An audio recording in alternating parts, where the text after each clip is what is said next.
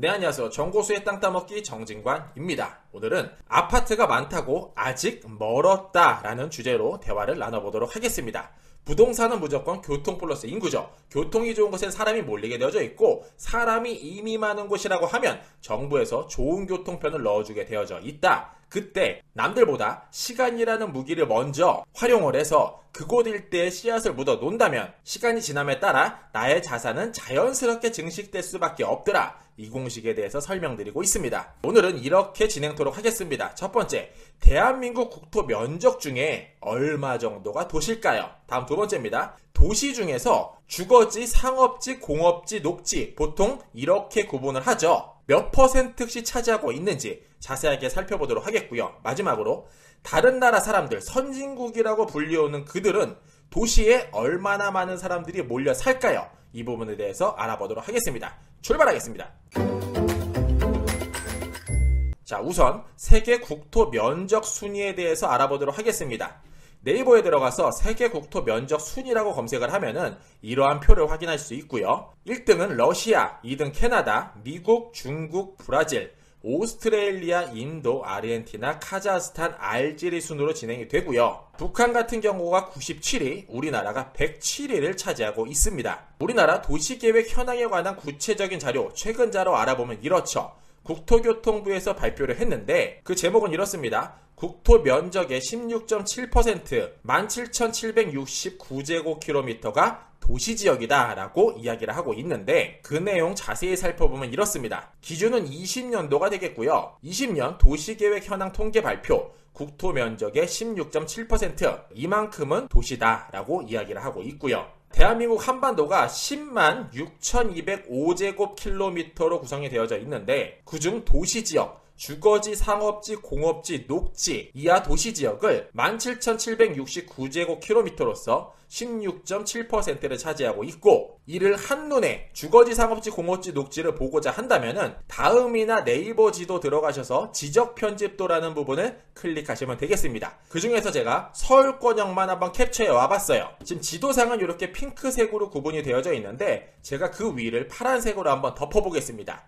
요 안쪽이 서울이 되겠고요. 이 바깥쪽이 경기권이 되겠습니다. 보시면은 크게 4가지 색깔로 구분이 됩니다. 빨간색은 상업지, 노란색은 주거지, 파란색은 공업지, 초록색은 녹지로 구분이 되게 되어져 있고요. 빨간색 같은 경우에는 종로, 중구 쪽에 많이 차지하고 있고 여의도와 강남, 송파 일원에 많이 몰려져 있는 것을 볼 수가 있죠. 그리고 서울의 대부분 중심지는 주거지, 노란색으로 구성이 되어져 있다. 즉 집이 많구나 라고 생각하시면 될 것 같고요. 파란색 공업지 같은 경우에는 구로 일대에 그리고 성수동 일대에 많이 몰려져 있다는 것도 알 수 있게 됩니다. 더불어서 서울 그 중심에는 집이 굉장히 많고 그 바깥 테두리를 초록색깔 녹지가 감싸고 있더라. 그린벨트가 뺑 두르고 있구나 라는 부분도 확인할 수 있었습니다. 그러면 조금 더 깊이 들어가 보도록 하겠습니다. 도심 내에 주거, 상업, 공업, 녹지 각각 얼마씩 차지하고 있을까요? 우선 전체적으로 보면은 10만 6,205제곱킬로미터 중에서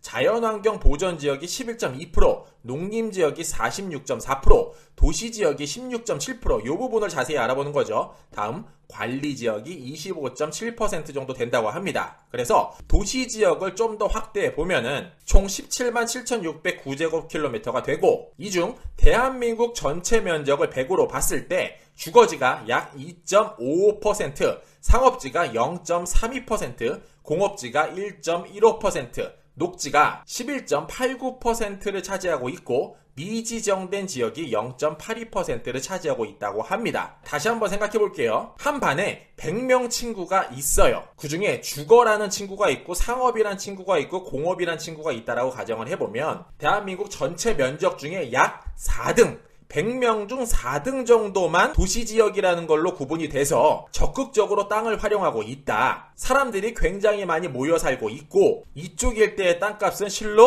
어마무시하더라라는 부분이 되겠습니다. 자, 앞으로 이러한 면적, 주거, 상업, 공업에 대한 비율이 점점 더 커지지 않을까라고 생각해 볼 수 있는데 그 대표적인 예시가 3기 신도시가 되겠고요. 고양 창릉, 인천 계양, 부천 대장, 광명 시흥, 안산 장성, 과천, 하남 교산, 남양주 왕숙 1, 2지구가 되겠습니다. 그렇다면 다른 선진국이라고 불리우는 나라들 도시 면적 어떻게 구성되고 있을까요? 일단 사과드리겠습니다. 그 이유는 학술 연구 정보 서비스죠. 아무리 논문을 찾아봐도 나오지 않고요. 국토교통부에 들어가서 아무리 살펴봐도 확인할 수 없었어요. 미국은 전체 땅덩이 중에 몇 퍼센트가 주거지구 상업지지, 일본은 어떨지, 유럽은 어떨지 알아보고 싶어서 3일 밤낮을 찾아보고 알아봤는데 결론은 확인하기 어려웠고요. 정보수 궁금한 거 참을 수 없죠. 그래서 이번에 발표된 국토면적 결과 자료, 이 보도자료 내용을 살펴보면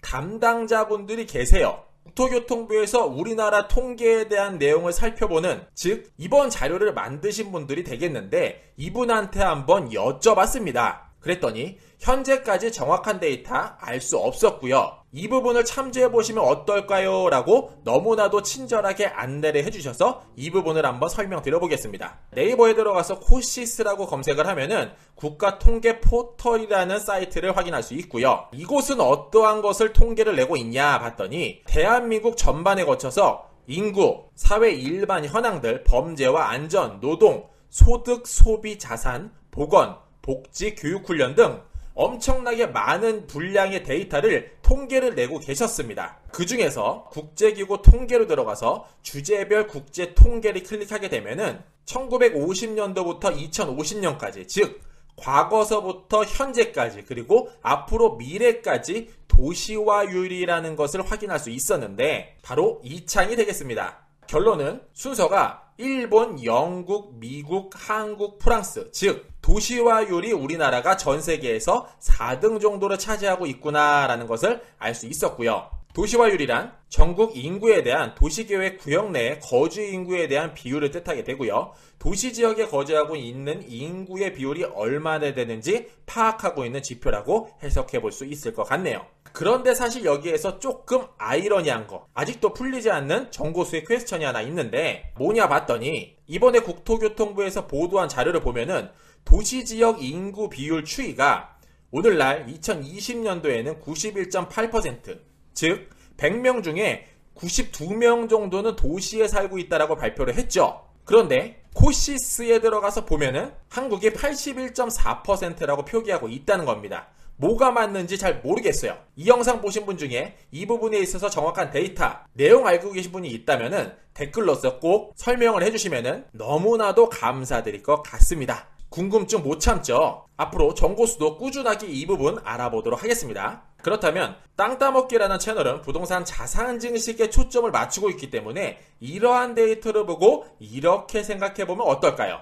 자, 요 뉴스 보시면은 조금 더 이해가 빠르실 것 같은데 제목 읽어봐 드릴게요. 강원도 부동산 투기 의혹자 공직자 85명이 역세권 등 156필지를 소유하고 있었고요. 원주 역세권 토지 대규모 매입, 지자체 공무원 기소도 하고요. 이천시 공무원이 땅만 사면은 개발되고 수상한 대박이라는 보도자료, 우리는 어렵지 않게 볼 수 있습니다. 결론은 이들이 왜 이렇게 무리를 하면서까지 역 앞에 땅을 사들이고 있는지 이 부분을 한번 생각해 볼 필요가 있고요. 대한민국 전체 땅덩이를 100으로 쳤을 때 약 4 정도만 도시화가 돼 있더라 라고 제가 꾸준하게 말씀을 드렸는데 이 4등 4%라는 비중이 얼마나 작나 봤더니 2021년 6월 3일자 보도자료죠. 노영우 국토부 장관 3080 서울권역에 30만호, 전국에 80만호를 짓는 사업이 되겠습니다. 도심복합사업 선도사업 후보지를 방문하셨다고 하죠. 그런데 공교롭게도 대부분이 역을 끼고 있었고 구도심이죠. 도봉,